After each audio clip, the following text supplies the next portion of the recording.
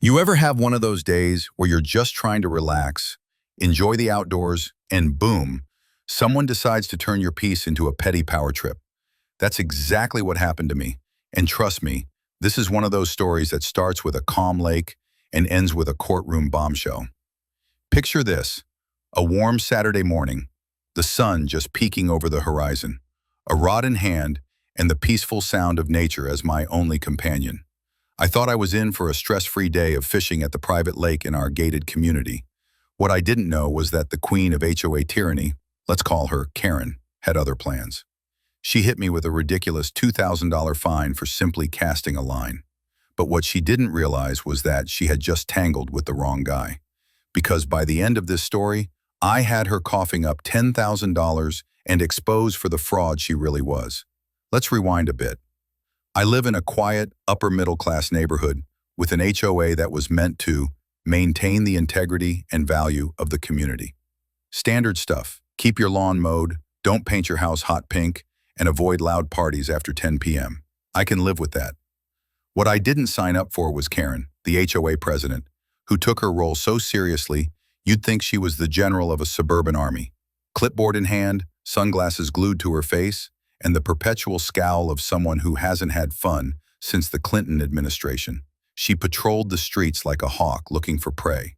Now, I've been a resident here for 8 years, long before Karen got elected to the HOA board last year.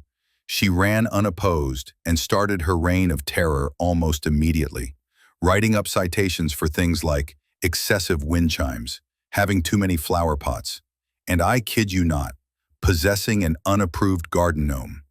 But most of us learned to just roll our eyes and stay under the radar. That was until she went after my fishing. Our community has a gorgeous lake, man-made but stocked regularly with fish. It's one of the reasons I bought the property in the first place. According to our HOA's charter, all homeowners have the right to use the lake for recreational purposes, including fishing, as long as they follow catch and release guidelines. I've followed that rule to a T for years. But apparently Karen decided those rules no longer applied when it came to me. That Saturday, I set up at my usual spot, just enjoying the peace, when Karen storms over like she's about to shut down a secret rave. She didn't even say hello, just whipped out her phone and started taking pictures of me. "You're in violation of HOA Regulation 14B, she barked. "Excuse me?" I said, genuinely confused. "No fishing on Saturdays. It disturbs the community peace," she said, flipping through a ridiculous binder she always carried. "That's not a real rule," I said calmly. "I've read the HOA charter. There's nothing about that." Karen smiled, and I swear I saw the devil behind her teeth. "We passed a bylaw last month. It was a closed session." I posted the update on the bulletin board. "Let's pause here. The bulletin board?" she mentioned. "It's a half-broken corkboard next to the community pool that nobody checks unless they're looking for a lost cat." She knew damn well no one saw that. I didn't want to escalate things, so I just said I'd finish up and head home. But it didn't end there. 2 days later, I received an envelope from the HOA with a $2,000 fine for unauthorized recreational activity and a threat of legal action if I didn't pay within 30 days. That's when I snapped. You see, what Karen didn't know was that I'm not just some clueless resident. I'm a compliance officer for a Fortune 500 company with a background in property law. I've spent years reviewing contracts, legal documents, and municipal codes. And now I had a new project: Karen. First, I went back and dug up the HOA charter, the original one filed with the county clerk. Nowhere did it give the HOA president unilateral power to pass rules without community vote. And any rule change required a 75% quorum of the homeowners present, followed by a mailed notice. None of that had happened. Then I got curious. How many fines had she issued? I filed a formal request for financial records and board meeting notes, which by law must be made available to any resident upon request. She tried to stonewall me, claiming confidentiality, but I reminded her of the statutes and gave her a 48-hour deadline before I reported her to the state HOA regulatory board. Magically, I got the documents the next morning. What I found was infuriating and also gold.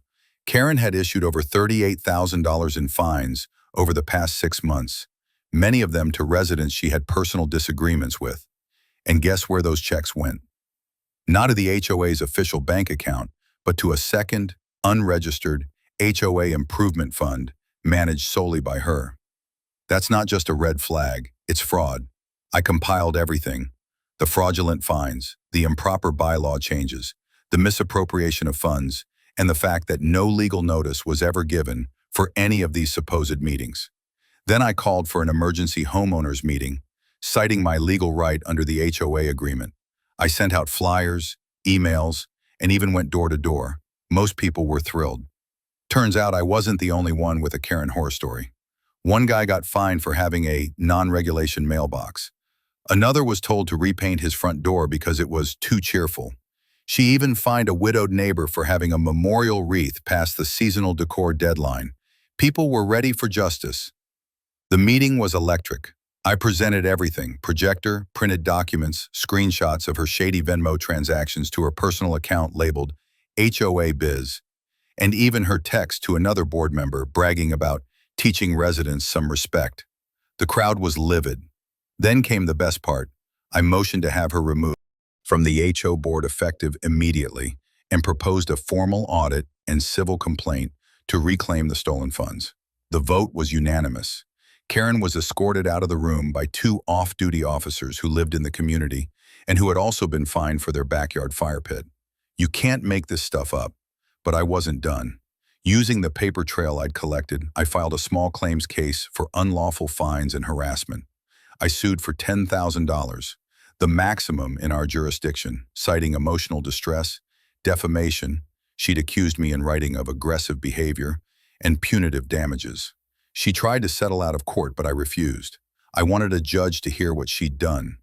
When the court date came, she showed up in a pencil skirt and fake tears, claiming she was just trying to enforce the rules. But the judge wasn't buying it, especially not after I showed the records of her side fund, the lack of legal procedure, and a witness testimony from a former board member who admitted Karen made up half the rules to scare people. Verdict: I won, all $10,000. The judge even recommended the HO report her to the state attorney general's office for potential criminal charges. Her face when the gavel hit: priceless.